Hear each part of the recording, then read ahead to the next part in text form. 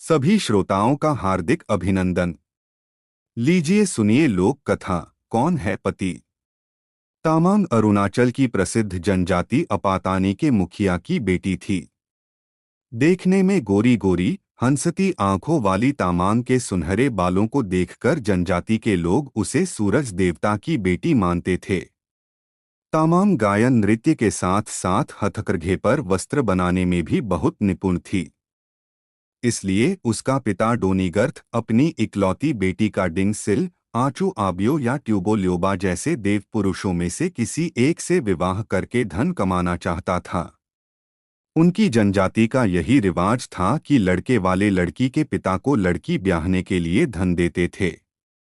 उस दिन अरुणाचल प्रदेश की जनजातियों में महिलाओं के लिए हथकरघा के वस्त्र बनाने की प्रतियोगिता हुई और उसके बाद पुरुषों के लिए तीर कमान की प्रतियोगिता हुई। हर वर्ष की तरह तामांग को प्रथम पुरस्कार मिला। इस वर्ष तो तामांग ने कमाल कर दिया था। आकाश से नीले रंग की रेशमी शॉल पर चांद, सूरज और तारे सफेद, सुनहरे, लाल और गुलाबी रंग में बुने थे। चारों तरफ नक्षत्रों की झालर बुनकर शॉल को सजाया था। विश्वास ही नहीं होता था कि यह बुनी हुई शॉल है। लगता था कि कुशल चित्रकार ने सुंदर तस्वीर बनाई हो। उधर आबूतानी नामक युवक ने तो तीर कमान के कमाल से उड़ते हुए नकली पंछी, तितलियों के ऐसे निशाने साधे कि और कोई उसके आसपास भी नहीं रह पाया। प्रतियोगिता के बाद हुए नृत्य में तामांग और आबूतानी पहली बार मिले और पहली मुलाकात में ही एक दूसरे को चाहने लगे। उनको नृत्य करते देख लोग भी कह उठे, क्या सुंदर जोड़ी है। बाद में वे चुपके चुपके मिलते, क्योंकि दोनों को पता था कि तामांग के पिता किसी भी तरह दोनों के विवाह के लिए मंजूरी नहीं देंगे। इसलिए उन दोनों ने चुपके से विवाह कर लिया। एक दिन तामांग के पिता ने उसे बताया कि 3 देव पुरुष उससे विवाह करना चाहते हैं। तामांग ने बताया कि उसका विवाह हो चुका है। पिता ने कहा कि वह ऐसे विवाह को नहीं मानता, न ही वे तीनों देव पुरुष मानेंगे। वह उनको नाराज नहीं कर सकता। इसलिए एक ही उपाय है। क्या पिताजी? तामांग ने पूछा। सबको एकत्रित करके शर्त रखेगा। जो शर्त पूरी करेगा वही तुम्हारा पति होगा। तीनों देव पुरुष और आबूतानी को बुलाया गया। पहली शर्त है कि चारों को जमीन पर इस तरह नृत्य करना या कूदना होगा कि जमीन से संगीत ध्वनि आए। शर्त सुनकर आबूतानी और तामांग परेशान हुए, पर आबूतानी की बहन ने कहा, चिंता मत करो। जहां आबूतानी को नृत्य करना था उसने वहां तालों यानी पीतल की तश्तरियां मिट्टी के नीचे दबा दीं। नृत्य प्रारंभ हुआ। तीनों देव पुरुषों के नृत्य प्रारंभ हुए। तीनों देव पुरुषों के अनेक बार उछल कूद करने पर भी कोई आवाज नहीं आई। आबूतानी ने जैसे ही नृत्य प्रारंभ किया, हर पदन्यास के बाद टन टन की आवाज ने तार दिया। आबूतानी जीत गया, पर पिता और तीनों देव पुरुष नहीं माने। एक और शर्त रखी गई। तीर कमान से टंगलो यानी धातु के गोलाकार पर निशाना ऐसे साधना कि तीर वहीं टंगलों पर लगा रहे। इस बार भी आबूतानी की बहन ने उपाय बताया। उसने आबूतानी के तीरों की नोक पर मधुमक्खी के छत्ते से निकाली गई मोम लगाई। पहले देव पुरुष ने निशाना साधा। उसका तीर टंगलों पर जाने से पहले ही गिर गया। दूसरे देव पुरुष ने भी तीर कसा, पर निशाना चुका। वह टंगलों के पास से गुजर गया।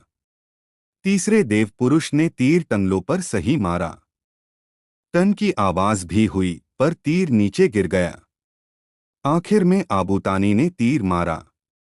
वह सीधा टंगलों के मध्य में लगा और वहीं पर लगा रहा। यह शर्त भी आबूतानी ने जीत ली।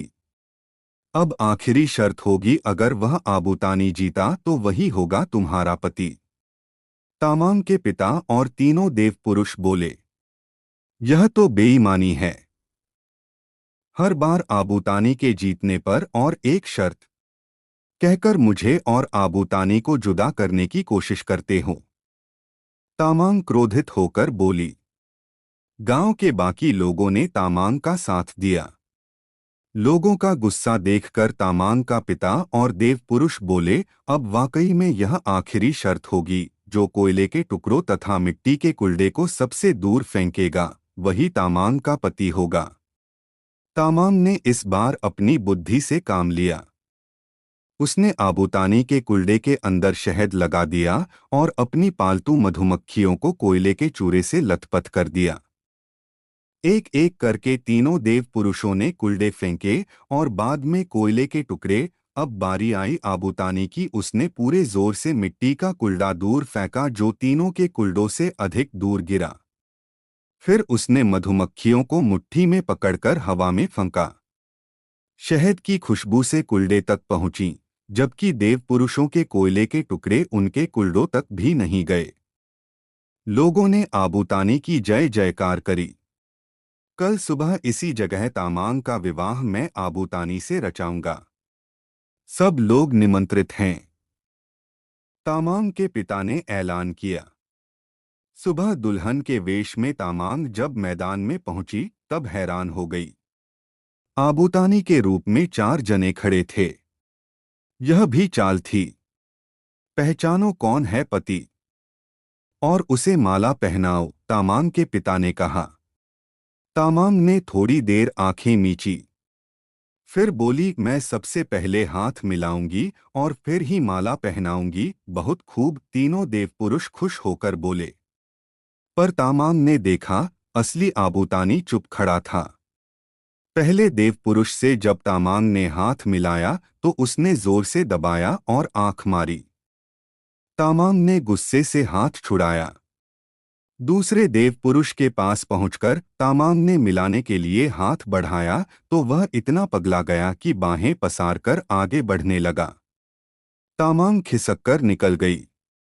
तभी तीसरे देवपुरुष ने उतावला होकर हाथ आगे बढ़ाया और तामांग का हाथ पकड़कर जोर जोर से हिलाने लगा। बड़ी मुश्किल से तामांग ने अपना हाथ छुड़ाया। अब वह चौथे यानी असली आबूतानी के पास पहुंची।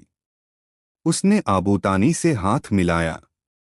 उसके परिचित स्पर्श तथा उसकी आंखों से छलकते प्यार से वह निश्चित हुई। उसे पूरा विश्वास हुआ और उसने आबूतानी को वरमाला पहनाई। तामांग के पिता और तीनों देव पुरुष शर्म से गर्दन झुकाए लोगों की झिड़कियां सुनते रहे। लोगों ने खुशी से पुष्पवर्षा करके विवाह की रस्म पूरी कर दी।